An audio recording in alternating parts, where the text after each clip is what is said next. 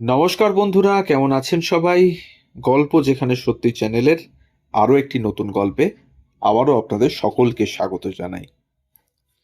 আমার হাত ধরে তুমি নিয়ে চলো সখা, আমি যে পথ চিনি না।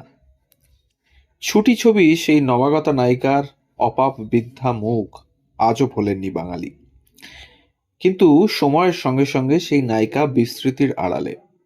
তার কোনো জীবনীও লেখা হয়নি, বেঁচে থাকতেও পাননি তিনি প্রাপ্য সম্মানটুকু।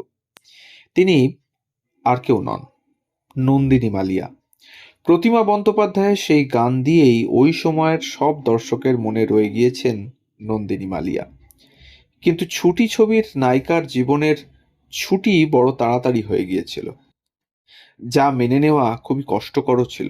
মাত্র ৪৭ বছরের জীবনে ৩৫ বছরই অভিনয় করেছেন, কিন্তু ছবির সংখ্যা ১০০ও পেরোয়নি। নন্দিনী মালিয়ার জন্ম ১৯৫২ সালের ৪ঠা ফেব্রুয়ারি কলকাতায়। নন্দিনীর নাম যেমন সুন্দর, তেমনই সুন্দর ফুলের মতো নিষ্পাপ মুখ ছিল তার। নন্দিনী মালিয়াকে আবিষ্কার করেন প্রতিভাময়ী নায়িকা পরিচালিকা অরুন্ধতী দেবী। বিমল করের খড়কুটো অবলম্বনে ছুটি ছবি পরিচালনা করতে গিয়ে নতুন মুখ খুঁজছিলেন অরুন্ধতী দেবী। ইনোসেন্ট মুখের প্রয়োজন ছিল তার। ছুটি ছিল অরুন্ধতী দেবীর প্রথম পরিচালিত ছবি। তখন নন্দিনী কিশোরী। তাকে ছুটি ছবির নায়িকা হিসেবে নির্বাচন করেন অরুন্ধতী দেবী। নন্দিনীকে কাস্ট করা হয় নায়ক মৃণাল মুখোপাধ্যায়ের বিপরীতে, যিনি সঙ্গীত শিল্পী মিস জোজোর বাবাও। এক অসুস্থ মেয়ের চরিত্রে অনবদ্য অভিনয় করে সবার মন জিতে নেন নন্দিনী মালিয়া। নিখুঁত শিল্প সুষমা মণ্ডিত ছুটি ১৯৬৭ সালে ছবিটি রাষ্ট্রপতি পুরস্কারও পেয়েছিল। সঙ্গে সেই ছবির অনবদ্য গান আজও ভুলতে পারেনি বাংলা ছবির দর্শক। প্রতিমা বন্দ্যোপাধ্যায়ের নিষ্পাপ কণ্ঠ যথার্থ রূপ পেয়েছিল নন্দিনীর মুখশ্রীতে, যে জন্য ছুটি দুঃখের ছবি আজও মনকে নাড়িয়ে দেয় আমাদের। ছুটি ছবির পর আর নন্দিনী মালিয়াকে পিছন ফিরে তাকাতে হয়নি। অরুন্ধতী দেবীর হাত ধরে প্রথম সারির নায়িকার রোলে উঠে এলেন নন্দিনী মালিয়া। কিন্তু ছুটির সেই অসুস্থতার ভূমিকায় নন্দিনী যেন অসুস্থ রোলের ফাঁদেই পড়ে গেলেন টালিগঞ্জ পাড়ায়। অলিখিত নিয়মেই যার যে রোল হিট বেশি হয়, তাকে সেই রোলই টলিউডে দেওয়া হয়। এর থেকে নন্দিনীও বেরোতে পারলেন না। কিন্তু নন্দিনী ছিলেন তখন বাংলা ছবিতে মুক্ত দক্ষিণা হাওয়া। সুন্দর মুখ, সুন্দর হাসির জয় সর্বত্র। তাই নন্দিনী মালিয়ার স্নিগ্ধ রূপ ও অভিনয়ের প্রশংসা সবার মুখে মুখে ফিরতে লাগলো। প্রচুর ছবিও আসতে লাগলো নন্দিনীর হাতে। নন্দিনী কিন্তু আকাশবাণীর বহু নাটকে অজিতেশ বন্দ্যোপাধ্যায়ের রুদ্রপ্রসাদ সেনগুপ্তর সঙ্গে কাজও করেছেন। আবার পেশাদার থিয়েটারেও অভিনয় করেছেন তিনি। এরপরে তরুণ মজুমদারের নিমন্ত্রণ ছবিতে অতিথি শিল্পীর চরিত্রে নন্দিনী মালিয়া সুযোগ পান। ছোট্ট রোল, কিন্তু ভোলা যায় না। মনে পড়ে সেই দৃশ্যটা, পিকনিক স্পটে উঁচু টিলায় বসে নন্দিনী মালিয়ার লিপে কণিকা বন্দ্যোপাধ্যায়ের অবিস্মরণীয় সেই গান, দূরে কোথাও দূরে দূরে। সন্ধ্যা রায় অভিনীত ছবিতে ছোট্ট উপস্থিতিতেই নন্দিনী যে কতটা জাত অভিনেত্রী তা বোঝা যায়। প্রথম দিকে নন্দিনীর কেরিয়ারের ভালো ভালো পরিচালকের ছবি আছে। এরপরে অজয় করের মাল্যদান ছবিতে কুড়ানি নায়িকা চরিত্রে আইকনিক হয়ে আছেন নন্দিনী। সৌমিত্র চট্টোপাধ্যায়, সাবিত্রী চট্টোপাধ্যায়ের পাশেও নন্দিনীর উপস্থিতি উজ্জ্বল। অজয় করের মাল্যদান সেরা আঞ্চলিক বাংলা ছবির রাষ্ট্রীয় পুরস্কারও পেয়েছিল এবং প্রশংসিত হয়েছিল নন্দিনীর অভিনয়। তবে এখানেও রুগ্না চরিত্রে নন্দিনী। সত্যি, সে কুড়ানি মৃত্যুশয্যায় স্বামীর সিঁদুর পাচ্ছে। সৌমিত্র নন্দিনী জুটি নিয়ে সেই বছরই ১৯৭১ সালে সংসার ছবি বানালেন সলিল সেন। এরপর বিসর্জন এবং ছন্দপতন দুটি উল্লেখযোগ্য ছবিতে নন্দিনী নায়িকা হলেন। দুটি ছবি বেশ হিট করেছিল। নন্দিনীকে দুঃখিনীর রোল থেকে কিছু সময় হলেও মুক্তি দিয়েছিল সমর্পিতা ছবিটি। এই দিন যেন প্রতিদিন ফিরে ফিরে আসে বারে বারে, এই ক্ষণ যেন চিরকাল ছুঁয়ে থাকে মনটা তোমার। অরুন্ধতী হোম চৌধুরীর কণ্ঠে প্রাণবন্ত নন্দিনী লিপে এ গান যেন পাহাড়ের ঝর্ণাধারার মতো প্রাণোচ্ছল। সমর্পিতা ছবির নায়ক ছিলেন চিরঞ্জিত চক্রবর্তী। তিনি কোনো এক ইন্টারভিউতে জানিয়েছিলেন, সমর্পিতা আমার একটা অন্য ধারার ছবি। সেই সময়ে দাঁড়িয়ে আমি নন্দিনী, আলপনা গোস্বামী, সংঘমিত্রা ব্যানার্জি, রবি ঘোষ সবাই আউটডোরে গিয়ে চুটিয়ে মজা করে অভিনয় করেছিলাম। ছবিটা তখন সিনেমা হলে সেভাবে চলেনি, কিন্তু ছবিটা যখন রোববারের বাংলা ছবিতে টিভিতে দিল, ভীষণভাবে চলল। সমর্পিতা টেলিভিশনে ব্যাপক হিটও করে। আমার মারদাঙ্গার ছবির বাইরে অন্যরকম আলতো প্রেমের একটা ছবি কাজ করেও ভালো লেগেছিল। টিভিতে দেখে প্রচুর দর্শক ছবির অভিনয়ের প্রশংসা করেছিল। আলপনা গোস্বামী, সংঘমিত্রা ব্যানার্জি এবং নন্দিনী মালিয়া, এই ছবি থেকেই তিনজনে ভীষণ বন্ধু হয়ে ওঠেন, যে বন্ধুত্ব ওদের শেষ দিন অবধি ছিল। নন্দিনী, সংঘমিত্রা দুজনেই অকাল প্রয়াতা। এই সমস্ত ভালো ছবি পাচ্ছিলেন ৮০ দশকের মাঝামাঝি অবধি নন্দিনী, কিন্তু একটা সময় পরে নন্দিনীর হাতে কোনো ছবি ছিল না। যেসব পরিচালকদের সঙ্গে কাজ করে উঠেছিলেন নন্দিনী, তাদের কারো মৃত্যু হয়, কেউ কেউ ছবি করা ছেড়ে দেন। নতুন পরিচালকরাও নন্দিনীকে ভাবছিলেন না আর। যেমন ওই সময় অঞ্জন চৌধুরী, বীরেশ চ্যাটার্জি বা প্রভাত রায়রা কেউই নেননি তাদের ছবিতে নন্দিনীকে। এই সময় রঙ্গনা, রংমহল, সার্কারিনার হয়ে পেশাদার মঞ্চে থিয়েটার করেছেন নন্দিনী, কিন্তু ছবিতে নায়িকার রোলে তাকে আর কাজ করা হচ্ছিল না। কেবল অসুস্থতার কোনো চরিত্র থাকলেই ওকে ডাকা হতো তখনও, কিন্তু সেও বিরল। অবসাদগ্রস্ত হয়ে পড়েছিলেন নন্দিনী খানিকটা। সংসার জীবনেও নন্দিনী একজন সিঙ্গেল মাদার।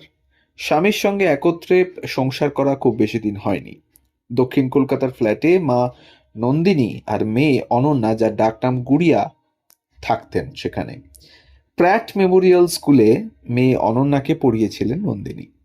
নন্দিনী মালিয়ার আরও একটা নেশা ছিল, সেটা কি জানেন? সেটা হলো ফটোগ্রাফির নেশা। বড় চমৎকার ছবি তুলতেন। নিজের একটি স্টুডিওও ছিল। আবার সে সময় সব ছবি তোলার স্টুডিওতে আলো করে থাকতো নন্দিনীর ছবি। নন্দিনীর মুখশ্রীর একটা ভ্যালু চিরকালই ছিল। কিন্তু নন্দিনীর জীবনে বদল আনলেন স্বপন সাহা। মায়ের রোলে নতুন রূপে বাংলা ছবিতে কামব্যাক করলেন নন্দিনী। ছবি না থাকলে টাকাও থাকে না, সেদিকটারও সুরাহা হলো। এবং স্বপন সাহার পরপর সব সুপারহিট ছবিতে তখন প্রসেনজিৎ, অভিষেক চ্যাটার্জির মায়ের রোল করছেন নন্দিনী। বাংলাদেশের রাজ্জাকের স্ত্রীর রোলে বাবা কেন চাকর সুপার ডুপার হিট স্বপন সাহার ছবিতে দাপিয়ে অভিনয় করেছেন নন্দিনী। এরপর স্বপন সাহাই নন্দিনীর ভাগ্য ফিরিয়ে দিলেন এবং নতুন ঘরানার ছবিতে নতুন রূপে নন্দিনী মালিয়াকে নিয়ে এলেন স্বপন সাহা। সন্তান যখন শত্রু, কমলার বনবাস, মধুমালতী, সত্যম শিবম সুন্দরম, কাঞ্চনমালা পরপর ছবিতে নন্দিনী। সৌমিত্র নন্দিনী জুটি এসব ছবিতেও কাজ করেছেন তখন।